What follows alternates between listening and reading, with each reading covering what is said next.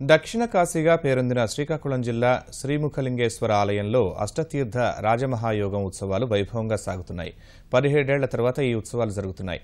పుష్కరాల తరహాలో ఈ ఉత్సవాల్లో భక్తులు పుణ్య స్నానాలు ఆచరిస్తున్నారు. కాశీలో లింగం, గంగలో స్నానం, శ్రీశైలంలో శిఖరం, శ్రీముఖలింగంలో ముఖ దర్శనం చేస్తే మోక్షం సిద్ధిస్తుందని పురాణాలు చెబుతున్నాయి. అంతటి ప్రాశస్త్యమున్న శైవ క్షేత్రాల్లో శ్రీకాకుళం జిల్లా జలుమూరులో వెలిసిన శ్రీముఖలింగేశ్వర స్వామి దేవాలయం ఒకటి. దక్షిణ కాశీగా విరాజిల్లుతున్న ఈ దేవాలయంలో అష్టతీర్థ రాజ మహాయోగం ఉత్సవాలు సోమవారం మొదలయ్యాయి. 1946 సంవత్సరం తర్వాత 2000 సంవత్సరంలో ఈ ఉత్సవాలు జరిగాయి. మళ్లీ 17 ఏళ్ల తర్వాత ఇప్పుడు జరుగుతున్నాయి. 2 తెలుగు రాష్ట్రాల ప్రజలతో పాటు ఒడిశా నుంచి భక్తులు అధిక సంఖ్యలో తరలివచ్చి పుణ్యస్నానాలు ఆచరిస్తున్నారు.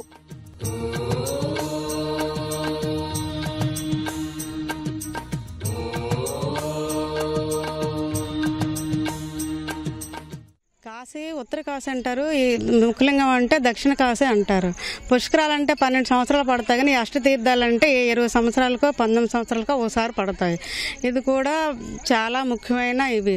ఈ ఏ పుష్కరాలు 12 రోజులు ఎందుకంటే ఇది 8 రోజులు కూడా ఒక్కొక్క దేవాలయం దగ్గర ఒక్కొక్క స్పెషల్ కూడా ఉంటుంది, ప్రసిద్ధిగాంచింది. ఇది చేస్తే చాలా మంచిది. ఎన్ని జన్మలో మనం పాపం చేసుకున్న ఇది పోయి మనకి చాలా ఫలం ఇది కాశీ వెళ్ళినటువంటి వాళ్ళు ఇది దక్షిణ కాశీ కనుక ఇక్కడికి వచ్చి స్నానాలు చేస్తుంటారు. అష్టమి తిథి సోమవారము స్వాతి నక్షత్రం రోజున ఈ అష్టతీర్థ మహారాజ యోగం అనేటటువంటిది ఏర్పడుతుంది.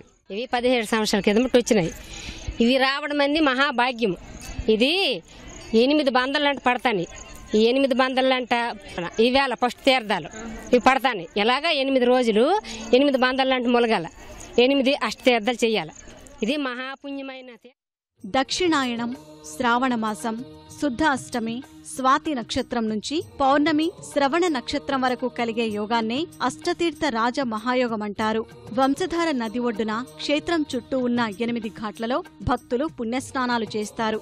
ఒక్కొక్క రోజు ఒక్కొక్క ఘాట్లో స్నానం చేస్తే మోక్షం సిద్ధిస్తుందని అర్చకులు చెబుతున్నారు. ఈ 17 సంవత్సరాల తర్వాత పడినందువల్ల 2000 సంవత్సరం కన్నా చాలామంది భక్తులు వచ్చి ఈ నదీ స్నానంలో స్నానం చేసుకుని దాన ధర్మాలు పిండ ప్రదానాలు చేసుకుని చాలామంది ఉత్సాహంగా వస్తున్నారు. ఇంకా ఈరోజు జనాలు బట్టి చూస్తే మిగతా 7 రోజులు కూడా చాలా ఎక్కువ మంది రావడానికి అవకాశం ఉంటుంది. భక్తులకు ఎటువంటి ఇబ్బందులు లేకుండా సామ్యాలు, టెంట్లు, క్యూ లైన్స్ అన్ని ఏర్పాటు చేయడం జరిగింది. మంచినీటి సరఫరా, అన్నదానం కూడా చేయడం జరుగుతుంది. భక్తులకు ఇంతవరకు ఎటువంటి ఇబ్బంది లేకుండా అన్ని సజావుగా అన్ని సాగుతున్నాయి. శ్రీకాకుళానికి 48 కిలోమీటర్ల దూరంలో ఉన్న ఈ శైవ క్షేత్రానికి చేరుకునేందుకు జిల్లా కేంద్రం నుంచి ప్రత్యేక బస్సులు ఏర్పాటు చేశారు.